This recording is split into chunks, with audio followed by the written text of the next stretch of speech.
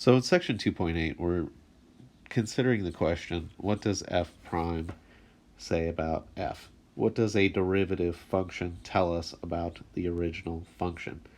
Well, in order for us to answer that question, we have to real quick review what exactly does a derivative tell us?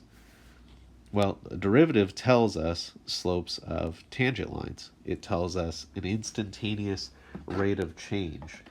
Um, so if you take a look at this first diagram here, that's really what it's illustrating. We see that we're looking at slopes. And what each of those slopes can tell us is a few things about a function. Basically, where f prime of x equals 0, you are going to have some sort of uh, um, local maximum and local minimum, possibly.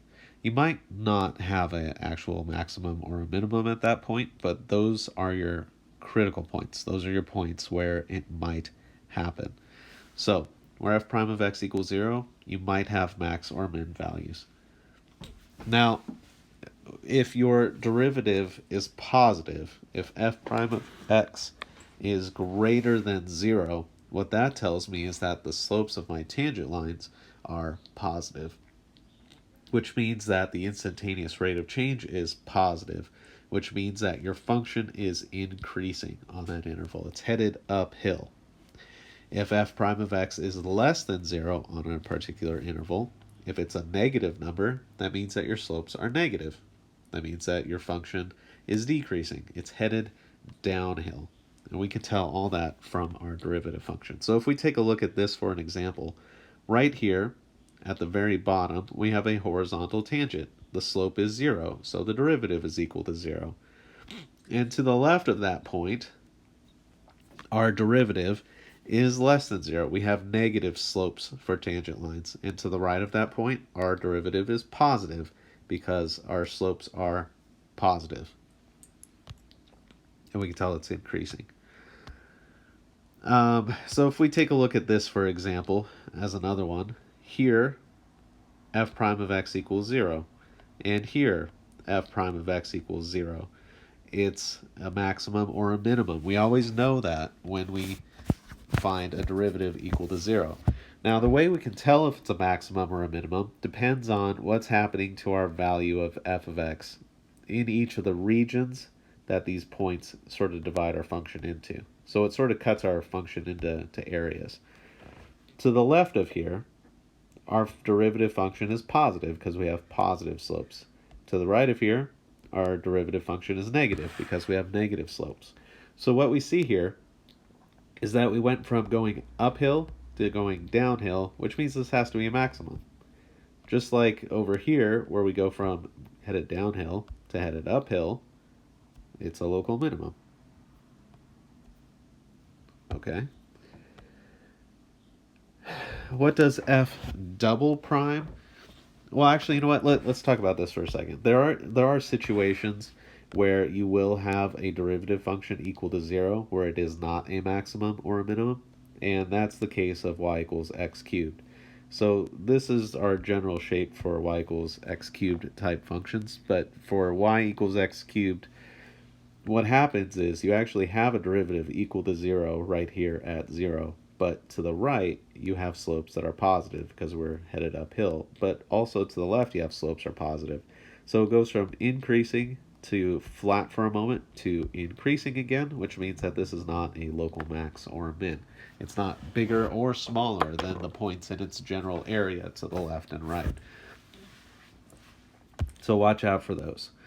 Now, the next thing, what does f double prime say about f of x? Well, f double prime can tell us about concavity. Concavity. If you look at this, your slope is negative, and then it's positive, and then it's more positive. Here, your slopes are increasing, which means that your second derivative, the derivative of the derivative, the rate of change of your derivative, is positive.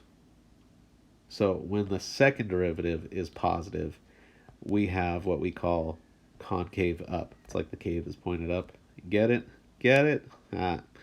Um, f when f double prime of x is negative, that means that my slopes are getting smaller. And if you look here, we have a big positive slope, less positive, and the negative. So we have a situation where our function is concave down. Now, where it's equal to 0, wherever your second derivative is equal to 0 is what we call a point of inflection. So if you look at this is actually concave down because your slopes are decreasing. Big positive, less big positive, less big positive, and then 0. Concave down. To the right of here, 0, positive, more positive, more positive. This is concave up, and the point where that changes is our point of inflection. So right there, I can actually say that f double prime of x equals 0. And I think the rest of this is basically applications of this. Now, antiderivatives, actually, that is kind of important. Let's talk about antiderivatives for a second. Derivatives and antiderivatives are just inverses of each other. So you can take the derivative of a function, and then you can take the antiderivative. So taking the derivative of f will get you f prime. Taking the antiderivative of f prime will give you f. So what we're going to be doing in this section is we're going to be looking at graphs of f prime and f double prime and trying to find their antiderivative. We'll be trying to sketch what does f of x look like.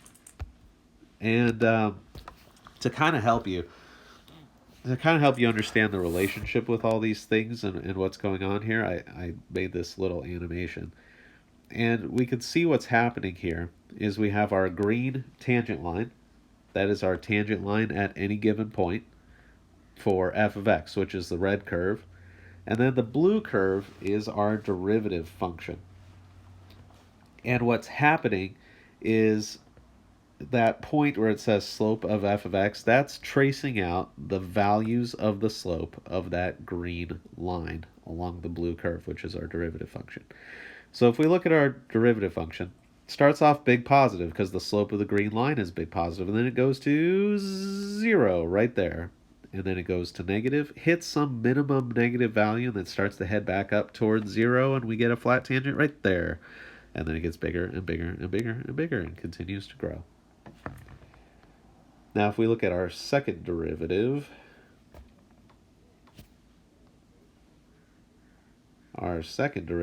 traces out the slope of our first derivative. So our second derivative is that red line there. Now if you look at the black line, that's our second derivative, that's f double prime. And if you look, our red slopes start off really big negative, but they're increasing, headed towards 0 right there. And then our derivative function continues to grow from there, become more and more and more positive. I hope this illustration helps. I hope. If it doesn't, let me know. If you have any questions on this section, please let me know. I'm here to help. I want to help. I want you to be successful calculus students.